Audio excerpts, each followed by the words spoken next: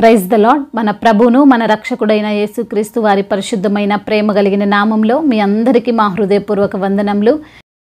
ఈరోజు దేవుని వాక్యము, జ్ఞానము గలవాడు బలవంతుడిగా నుండును, తెలివి గలవాడు శక్తిమంతుడుగా నుండును. సామెతల గ్రంథము 24వ అధ్యాయము 5వ వచనం. The wise prevail through great power and those who have knowledge muster their strength. Proverbs chapter 24 verse 5.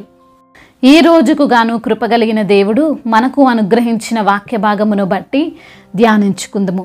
ప్రభునందు ప్రియమైన సహోదరి సహోదరులారా, సర్వశక్తి గల దేవుడు తన బిడ్డలమైన మనకు శక్తిని దయచేసేవాడు. ఈరోజు నీవు బలహీనుడుగా ఉన్నావా, శక్తిహీనుడుగా ఉన్నావా? అయితే దేవుడి మాటలు విను, దేవునితో నడువు. ఈ లోక సంబంధులైన వారు అనుకుంటారు, బలవంతులుగా మారాలంటే మంచి ఆహారం తినాలి, మన చుట్టూ ఎప్పుడూ మనుష్యులు ఉండాలి, మన సామర్థ్యము నిరూపించుకోవాలి, ఇంకొకరిని శారీరకంగా ఓడించాలి అని.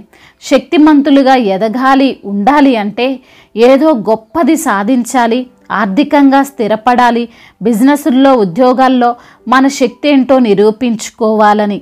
అయితే లేఖన భాగాలు సెలవిస్తున్నాయి, బలవంతులుగా శక్తిమంతులుగా ఉండాలని ఆశపడితే జ్ఞానము కావాలి, తెలివిని సంపాదించాలి అని. అవునండి, లోకపరంగా జనులు ఎంత బలము గలవారైనా, శారీరకంగా ఎంత శక్తి గలవారైనా, ఆర్థికంగా ఉన్నత స్థానంలో ఉన్నా సరే ఏదైనా కష్టం రాగానే, ఏదైనా శ్రమ ఎదురవగానే కృంగిపోతారు, భయపడతారు. ఏమవుతుందో, ఏం జరుగుతుందో అనే టెన్షను వారిలో కనబడుతుంది కదండి.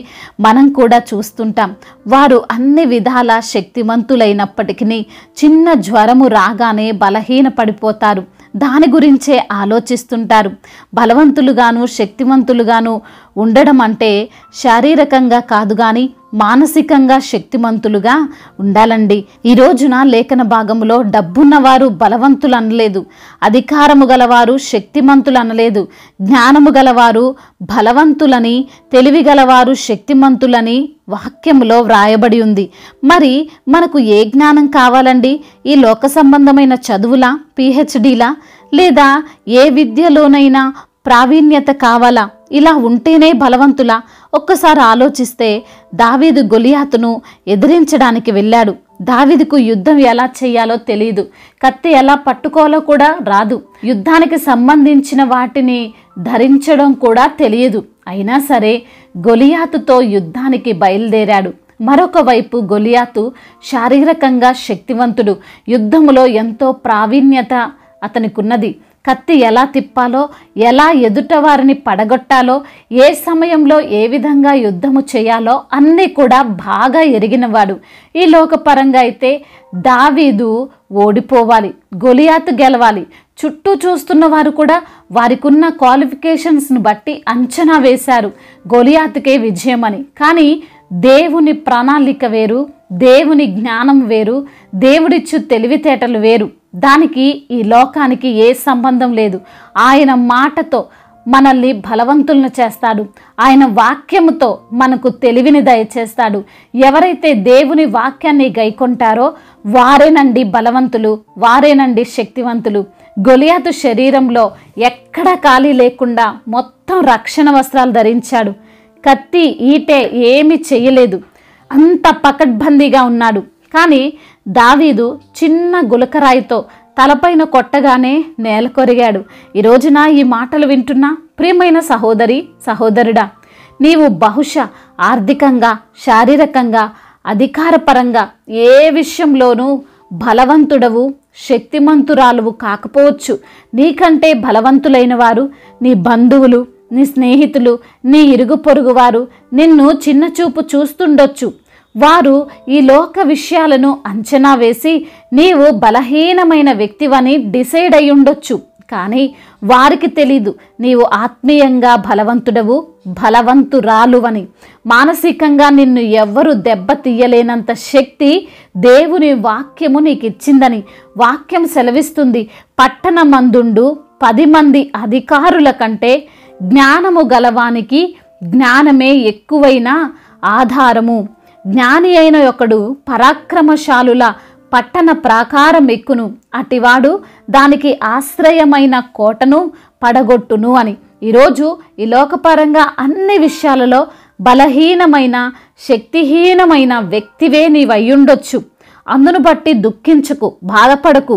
దేవుని మాటలను తెలుసుకొని జ్ఞానమును సంపాదించిన నీవు వారందరికంటే బలవంతుడవు, వారందరికంటే శక్తిమంతుడవు, శక్తిమంతురాలవు. నీకు దేనినైనా ఎదిరించే సామర్థ్యము దేవుడిచ్చాడు. నీవు ఎక్కడైనా బ్రతకగలిగే జ్ఞానము సర్వోన్నతుడైన దేవుడు నీకు అనుగ్రహించాడు. కాబట్టి ఇంకా వాక్యములో బలపడు, లేఖనముల ద్వారా తెలివిని సంపాదించు, దేవుని నామానికి మహిమకరముగా జీవించు. దేవుడి ఈ మాటలను దీవించి మన హృదయములో ఫలింపచేయునుగాక. వాక్య భాగమును బట్టి ప్రార్థించుకుందాము. ప్రతి ఒక్కరు కూడా ప్రార్థనలో ఏకీభవించగలరు. ప్రార్థన. మహాశక్తి సంపన్నుడా, కృపా కనికరములు కలిగిన నా తండ్రి, మీ యొక్క ఘనమైన శ్రేష్టమైన ప్రశస్తమైన దివ్యమైన నామాన్ని బట్టి మీకు కోట్లాది కోట్ల స్తుతులు స్తోత్రములు చెల్లిస్తున్నాము ప్రభువా. అవును తండ్రి, వాక్యము ద్వారా మీరు మాతో మాట్లాడారు. జ్ఞానము గలవాడు బలవంతుడిగా ఉంటాడని, తెలివి గలవాడు శక్తిమంతుడిగా ఉంటాడని అయా వాక్యము ద్వారా మీరు మాతో మాట్లాడారు. అయా మీ యొక్క తండ్రి మాటలను తండ్రి మేము తెలుసుకొని మీరిచ్చినటువంటి తండ్రి వాక్యము ద్వారా మేము జీవించి బలవంతులుగా ఉండాలని వాక్యము ద్వారా మీరు మాతో మాట్లాడారు. అవును ప్రభా, ఎవరైతే మీ యొక్క వాక్యాన్ని గైకొంటారో, ఎవరైతే మీ వాక్యానుసారంగా నడుచుకుంటారో వారే బలవంతులు, వారే శక్తిమంతులని తండ్రి మీరు మమ్మల్ని ఎంతగానో ధైర్యపరిచారు. అవును ప్రభా, మిమ్మల్ని కలిగిన మేము తండ్రి బలవంతులము, మిమ్మల్ని కలిగిన మేము ధైర్యవంతులమని మరొక్కసారి జ్ఞాపకం చేసి మమ్మల్ని ఎంతగానో ప్రోత్సహించిన మీ మాటలను, ఆదరణకరమైనటువంటి మాటలను బట్టి మీకు స్తోత్రాలు చెల్లిస్తున్నాం. మీరు బిడ్డలను తండ్రి ఆదరిస్తారని తండ్రి నమ్మి విశ్వాసముతో ప్రార్థిస్తుండగా సహాయం దయచేయండి. వారికి ఉన్న శ్రమల నుంచి విడిపించండి, శోధనల నుంచి విడిపించండి, ఆర్థిక సమస్యలను కొట్టివేయండి, రుణ భారాల నుండి విడిపించండి. వారి యొక్క దుఃఖాన్ని తీసివేసి సంతోషమును బిడ్డలకు దయచేయండి. అనారోగ్యమును తీసివేసి సంపూర్ణ ఆరోగ్యమును దయచేయండి.